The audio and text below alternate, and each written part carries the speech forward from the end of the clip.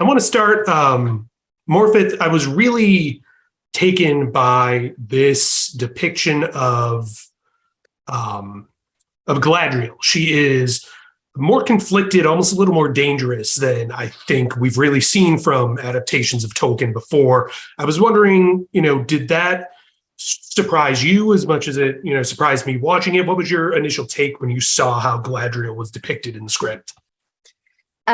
Yeah, it definitely surprised me because I thought I was a fan. I'd read The Hobbit, Lord of the Rings, seen the films, but I had no idea about the First and Second Age. So that was really kind of exciting to kind of learn all this extra stuff about this world that I loved. I think it's really interesting that she is so conflicted and going through so much, because I feel the people in my life who have ended up the most kind of chilled and serene, as Galadriel ends up, maybe not chilled, but serene, have usually been through a lot. He's kind of chilled, I guess. I believe Galadriel is known as the chill elf. Yeah. So it was interesting to work with the opposites. Do you know how far can she go from what we know she will become? Interesting. Maxim, Isildur, for people who know him mostly through the Lord of the Rings, especially if they've only seen the movie, they kind of only know him as that guy that lost the ring that Aragorn is still vaguely ashamed of. What do you think will surprise people about Isildur when they meet him in the Rings of Power? Well, I guess you see him grow up. He's on the cusp of adulthood, and he is kind of lost in Numenor. And he is, on one hand, wanting to fulfill his father's dream, but also there's like this other world out there that he wants to find. And he's a little bit reckless and rebellious in the way that all kind of young people are in a way. So you'll see a relatable character. You'll see a relatable Isildur, one that you don't really hate and you're not ashamed of, but one that you kind of hopefully kind of fall in love with. And yeah, it's just such a privilege to play a kind of canon character who connects the second and third age together. And Charlie, you're playing Halberd, who's a new character. Without giving too much away, Galadriel kind of finds herself caught up in the matters of men in a very unusual way and meets Halberd under some very unusual circumstances. Yes. Can you tell us a little bit about who he is and what his relationship with Galadriel is like? Yes. He's a man from the Southlands who's leaving his past behind. Hence, he's ends up in the middle of the Sundering Seas, trying to start and going on a journey, I guess. A few circumstances occur, and then, he meets Galadriel, and I think their relationship in the first instance is one of survival, that they're together by necessity. Mm. And they understand that they maybe have this connection, but I don't think, at least in Hal's mind, it's not a tangible one. He can't define it. And then, they have an interesting relationship that develops as the show unfolds. And I think Galadriel makes Hal question things, both in his past and his future. Interesting. And Morpheth, like I said, Galadriel kind of falls into these issues involving man over elves. Mm-hmm. Can you talk a little bit, because I don't think it's something we get a sense of much, especially just if you've only seen the movies, how she thinks of mankind at this point and how that might develop over the series, as much as you're at liberty to say? Well, I think she's interestingly out of touch and separated from them, but also sees herself as a guardian. She wants them to be safe and protected, but also doesn't understand how men exist. She's an elf alone in many regards. And that was interesting to explore, because I think so much of the power of all the characters in Middle-earth come from their community. And she's somewhat at odds with that. I was wondering, and this, any of you can answer this one. There's so much just like cool Middle Earth stuff in this show. The sets, the costumes, they all look so like they have a history. And then on top of that, I haven't seen, Charlie and Maxim yet in the show, but episode 1, Morpeth, you're doing crazy combat stuff. I was wondering for you all, was there a certain point in production when it hit you like, oh, I'm doing a Lord of the Rings thing. This is super cool. Whether it be that costume fitting or that first combat trial or whatever it was.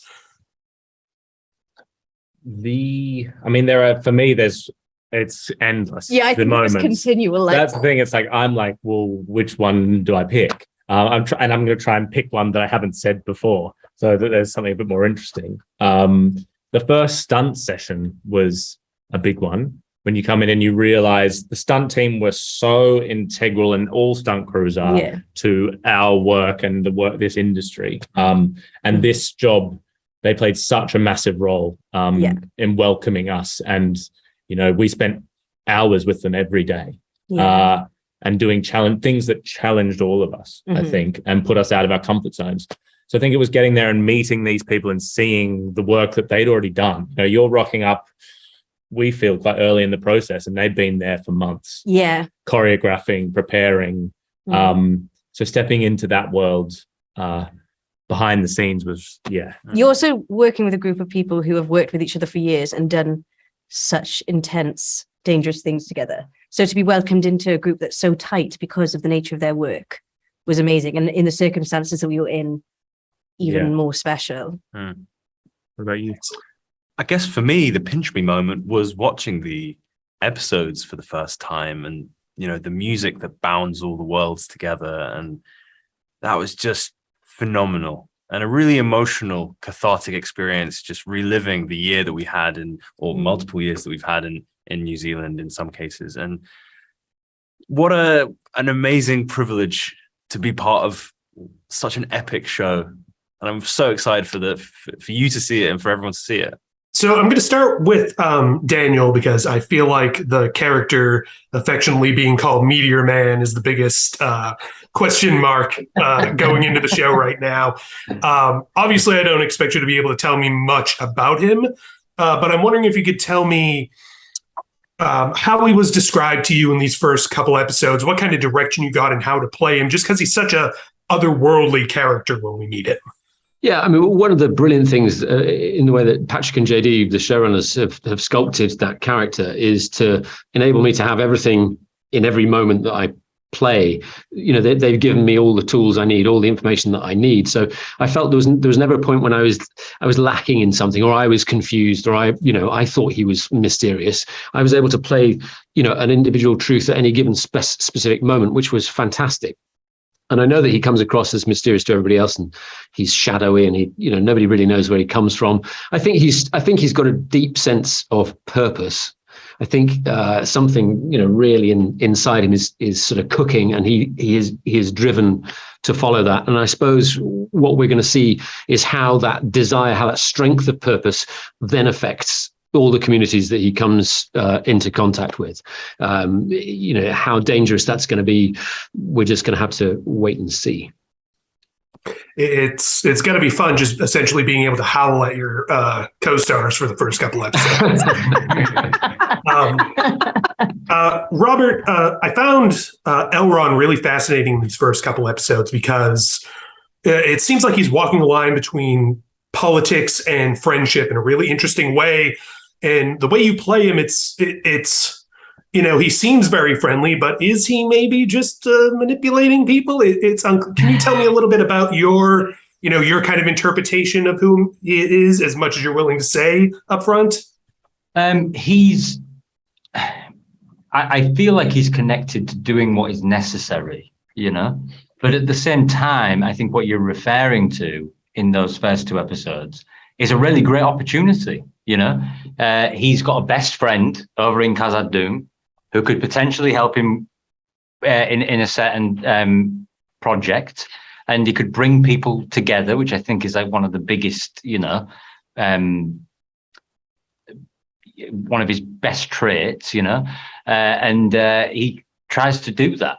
And with Galadriel, it's complicated, but I think it's like you're right in what you say. He always kind of walks that line between friendship and duty, especially with Galadriel, because he's really unsure, but he is ultimately a servant of his king. Excellent. Cynthia, you're playing a really interesting character because for the most part, all we know is kind of from Tolkien's writer is kind of what happens to her rather than her own story from her perspective. Can you talk a little bit about what her role is on Numenor and in the show? Yeah, it's interesting to consider it in the way you said, where things are happening to her as opposed to sort of, what she is going to do. And I think what's great in terms of getting the opportunity to portray Queen Regent Miriel and where we meet her is this is a person that it's going to be a very active character and an active storyline, as opposed to things are happening to her and she just happens to be there. In the context of Numenor and at this stage in the game, she's the Queen Regent. So that right there gives you some information. And Numenor is such a rich world. And what's great is this is the first time that we're seeing Numenor depicted on screen. So I think, people in their mind's eye have maybe an idea, if they sort of read about Numenor, they kind of have a vision of it. And what's incredible is just the level of artistry and creativity in bringing a place like that off the page and into 3 dimensions. So, I had the great opportunity of getting to play this Queen Regent character and really be in an environment that is Numenor. So I don't want to give too much away. It's the kind of thing where I want to speak on it so badly because I know what happens. But diplomatically, I would just say that when we meet her, she's the Queen Regent. She is just at this stage trying to maintain peace and stability in the land. And Sarah, I'm interested. I was really struck by how the Harfoot culture both differs and is similar to what we know of the Hobbits. On one hand, the Hobbits are very stay put while the Harfoots are always on the move. But on the other hand, they also have this very kind of almost isolationist culture, very, community oriented. I was wondering if you could talk a little bit about how the culture of the Harfoots struck you, what you found interesting about it, what you found unexpected. I think that that word you use is very interesting, isolationist, because I think that is very true. As a reaction to a great war that went before, the Harfoots have decided to protect themselves by moving away from the rest of the world and by going into hiding and living their way of life separate from other peoples and other tribes. And that very much is a defining characteristic of the way they exist. And also their nomadic existence, moving season to season from place to place where the harvest is richest in order to survive. And so very different in that sense from the Hobbits. But they still have all the joy and laughter and love of song and dance and feasting that you would see later in their generations later. So yeah, I think what I found most interesting was what JD and Patrick had created with this very brief mention of the Harfoots in Tolkien's work and leaving sort of space for them to go in and really fill that out. And I think it's wonderful what they've done, and the connection of the Harfoots to the earth and to the land and to nature and the seasons, I think is just such a beautiful and rich way to create this tribe. It's fantastic. Megan, I'd like to start with you. There's a popular opinion that the real hero of Lord of the Rings is, of course, Samwise Gamgee, who carries, Frodo over the fires of Mordor. In first couple episodes, you get kind of that vibe. Maybe it's just from being with Nori, but that same kind of vibe from Poppy. Do you see her as kind of the Samwise of this series, or is there maybe more to her, more differences to her that we just haven't seen yet? Incredible opener. I think there are more differences to her than meets the eye. You get to learn a lot more about her past throughout the series as it goes on. But she is a fighter and she is very loyal.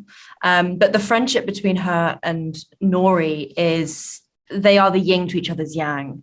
They love each other so much and they have such respect for each other. And that is what fuels Poppy to go on the adventure with Nori. Excellent. Nazanin, we see, early on, Bronwyn gets very close to an orc. There's some very fun action stuff early on.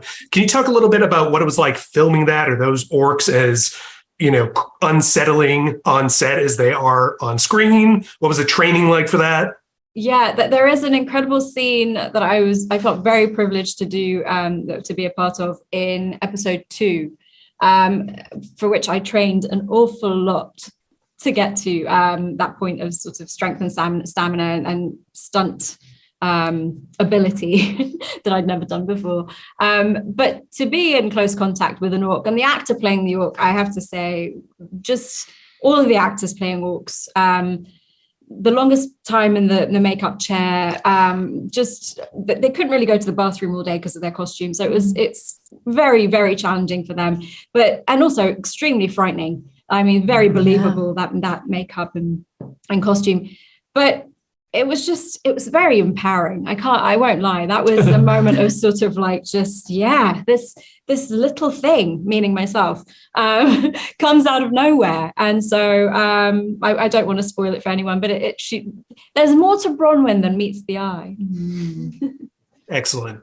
Charles, I'm very interested in Celebrimbor's story. There's this theme in the first couple episodes, particularly with him, that like they're literally using art to like heal this war-torn world, which if you've read the Silmarillion doesn't exactly go how he has planned. But I'm wondering, how did that, you're an actor, you're an artist, did that resonate with you or well, how did you interpret it? It does kind of resonate with me, it does. And he believes that.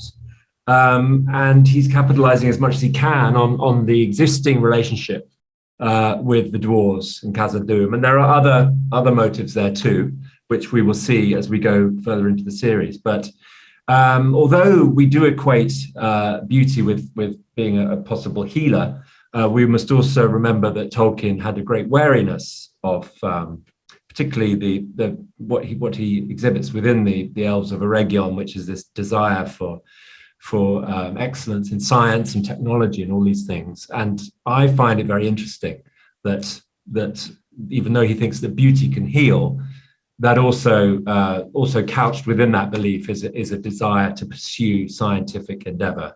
And so there's a Tolkien double-edged thing in there, which I find very satisfying to play. Interesting. And Lloyd, you're playing Elendil. I'm wondering if you could tell us a little bit. There's him, and then there is Pharazôn, who kind of has the ear of the queen. Can you tell us a bit about on Numenor, how those two contrast? Because I know, in the books they end up on differing factions. Do we see that from the get-go, or do they have a different relationship? I think you mean in terms particularly of Pharazôn?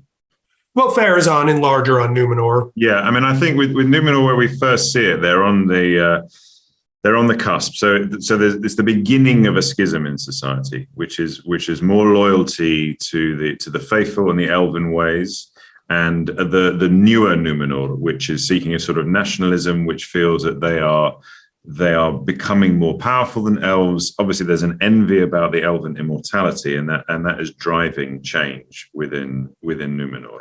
And so, in Elendil's position, where we see him is as we start the series, he's been widowed. He's a widower, and he's trying to bring up these grief-stricken adult children, deal with his own grief. He's moved away from the Western Shores to the center, to the city, the capital city of Numenor. And that's a pragmatic choice for an emotional haven, but he slowly gets sucked into the politics of Numenor and around the sort of the whirlwind of the court, which is represented by our Pharazôn and Mirion, and he gets sucked in against his will, really, and it keys into that divide which is within him between his head and his heart, which is very Tolkienian as far as I can see. That somehow he knows what he should do and knows what he must do and knows what he's trying not to do.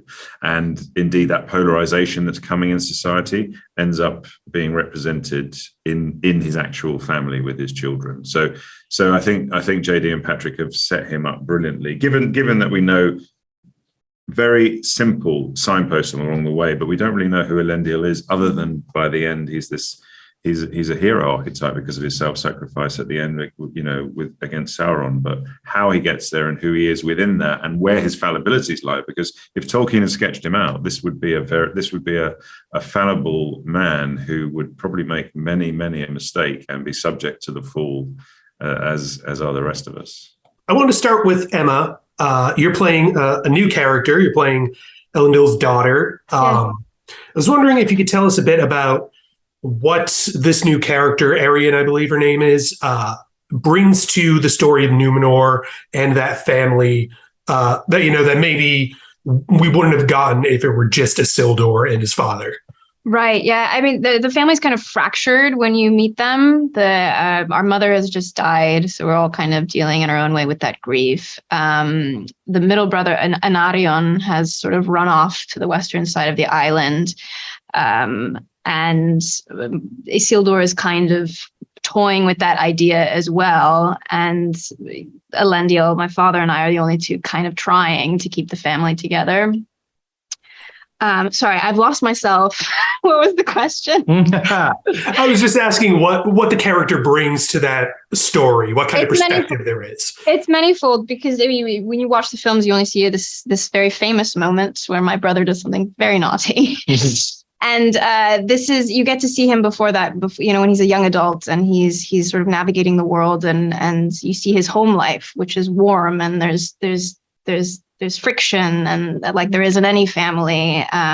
There's also it's a very interesting time politically in Numenor, and our family does serve as kind of a sort of microcosm of some of the sort of differences in opinion that end up playing out later on in the story. So her function is manifold. Yeah. Excellent. Yeah. Markella, I'm wondering, the Harfoots, they're not hobbits, but they're bound to get compared to hobbits a little bit. Sure. How would you say specifically, Nori compares to those adventurous, other hobbits would say troublesome hobbits that, are famous from the Lord of the Rings, your Merry, your Tooks, your Frodos, etc. What sets her apart? I think that the Harfoots and the hobbits, they physically share similarities. They have the feet, they have the ears, but ultimately, when we meet the hobbits, they have the Shire and they have a home, and the Harfoots don't at this point in time. They're kind of migrating through the seasons, trying to find that. So I think that's kind of where Nori fits in. And so even though there's still the joy and the occasional hilarity, there's also this kind of tragic undertone that they're kind of navigating and dealing with, because they don't want to keep having to confront danger at every corner, and they don't want to keep feeling so vulnerable in the world. And so that's kind of where she comes in, and where her longing for change in some way enters the chat. Interesting. Owen, something I didn't know I wanted to see was a dwarf in a domestic setting, but that was very fun to see. I'm wondering how was that? Like I said, that's not where you expect to see a dwarf. Was there a challenge to finding how to display dwarves in that setting, or was it really pretty natural, just dwarves at home? I suppose that the particular setting that we had, myself and Sophia had kind of created, was familiar to me, to being a Welshman and coming from that Welsh culture, that homeliness, and kind of come here, you will be fed, that kind of very homely family vibe is quite familiar. And I know for a fact it's the same for Sophia as well. So that was instantly there for us. The biggest exploration was being an actual dwarf, finding my feet with him. And I actually do regret finding my feet, because I asked for a big boot so that I could ground myself, and she gave me a big boot, a big heavy boot. So I was dragging my feet by the end of the day, but yeah, I think it's good. I think it shows heart for the dwarves, and in particular, Khazad-dûm is alive and kicking now. Very cool. Ismail, I have to ask, there was one scene in these first couple episodes that stressed me out. It was involved you in some tunnels. So I'm just really curious, what was it like filming that? I assume it had to be less stressful than it appeared on screen. What was that like? And, what kind of training did you have to do, for that and to display, you're an elf, you kick all sorts of ass, that kind of thing? Well, sir, you are mistaken. It was more stressful in real life. Oh no! Than what it was I using on screen. The tunnels were built. It's incredible. The tunnels were built. The whole structure. So a lot of the times you do see me go through the tunnel. There was all these moving parts that kept getting reconstituted. So the tunnels could go forever. It was real dirt. They were very narrow, but then you had that sense of claustrophobia. But that's the thing, as you're saying, it is an elf, so I have to figure out how to move like an elf. And there was, as you can tell, I'm also holding a torch for most of the time. I'm moving myself with one arm, and that was also very important to keep that elvenness. So working as an animal work. I was saying how is a panther, a crocodile, beings that keep their the relationship of their body as they go while doing this thing and holding it, but keeping that stoic nature of the elf that is focused. That was it was quite challenging, but so exciting to play because I also knew kind of how it was going to be cut inside the episode as well. So the function that it has in that second episode is pretty cool, if you ask me. I also did a lot of breath hold work for that other part. I'm trying to keep it without, being a plot. So, and that final moment as well was quite a gag and very fun to play. So I enjoyed it. I enjoyed it a lot. Well, you pulled it off. I'm getting stressed out just thinking about it again. Thanks, man. Thank you all for talking to me today. I appreciate you taking the time. Actually, I want to start with Sophia. I really enjoyed the scenes in the first 2 episodes with you. I'm here for whatever Dwarven family sitcom spinoff they want a green light off of that. Manifest.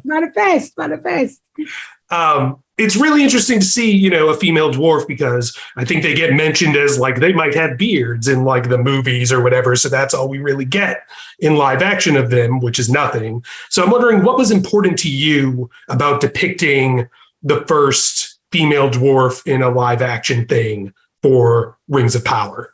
It was about peeling back all of the layers that are possible within a revolutionary moment for cinematic television. It was about not missing the mark. It was about making it count. And that's actually from a personal point of view, but also from a story point of view. Ultimately, the story is the most important thing. But I wanted Disa's position within that story and within this moment to really matter and to be something that's relatable, magical, strong, and an undeniable necessity within the world that we're seeing for Tolkien's work. Excellent. Ben, I wanted to first congratulations on the lovely reciting of The Fall of Gil-galad over at, I believe it was Comic-Con. Man, thank you. I'm interested, we're seeing a very different part of Elven history in the Rings of Power than what we get in the Lord of the Rings. They're much more invested than they are in the Lord of the Rings. I'm wondering if you could tell us what might the concerns of an elven king be during such a time when it seems like there's peace, maybe? What's on his mind? Well, we know from the source material that Gil-galad is notoriously prescient, that he has, for some reason, this extra gift to have his finger on the ever-throbbing pulse of evil. And he continuously kind of sees it coming before everyone else. So I think he's certainly playing his cards close. He acknowledges that peace is a misnomer if it is a trap, potentially, if it allows you to settle in and get too comfortable. That the price of peace is constant vigilance, and he wears that and lives by that code. So I think for him, peacetime is a very unsettling time. And I think that manifests, especially in the first 2 episodes, as a kind of aloof mysteriousness, in that he is aware of more than he's letting on, but still being a good leader, and that he's allowing people to manifest their own destinies. Very cool. Leon, you are playing a new character. I'm wondering what you can tell us about Farazan's son, what their relationship is like, and what perspective he might bring to. We don't want to spoil anything, but we know Farazan's about to go on a bit of a journey as the story continues. So Farazan is a beloved political figure. He casts a long shadow on the island, and I look up to him. I want to become this man, but I don't think I understand what that means. I like the look of it. I mean, Farazan's lived a lot longer. He's seen some stuff, whereas Kemen had only really known comfort and has never really considered that the status quo could change, or that it might take some work to either advance our position or keep us where we are. But as things start to shift on the island, Kemen realizes quite quickly that he can't just coast forever. He's going to have to decide what he cares about, decide what matters to him, and fight for it. And Tristan, I know when we talked previously, we talked about how, Farazan isn't necessarily a villain. He's a man who is making choices. But especially in, both he and Arendelle, they've expanded their families here. We know that they will eventually be on kind of opposite sides of a very important debate that will happen in Numenor. Do you feel that there's kind of a contrast there, that Arendelle and Farazan, they're being set up as kind of opposite sides of a coin, so to speak? They are opposite sides of the coin as far as, I guess, the cultural schism then in Numenor. You have the faithful and you have the king's men, and we're on... Elendil is part of the faithful and I'm the king's men. So obviously we're not going to see eye to eye on certain things. How Numenor moves forward, because that becomes before all else, that's going to be the interesting thing, and how we get to that point where we can push forward from that, because obviously there are differences and they are, coming to a head.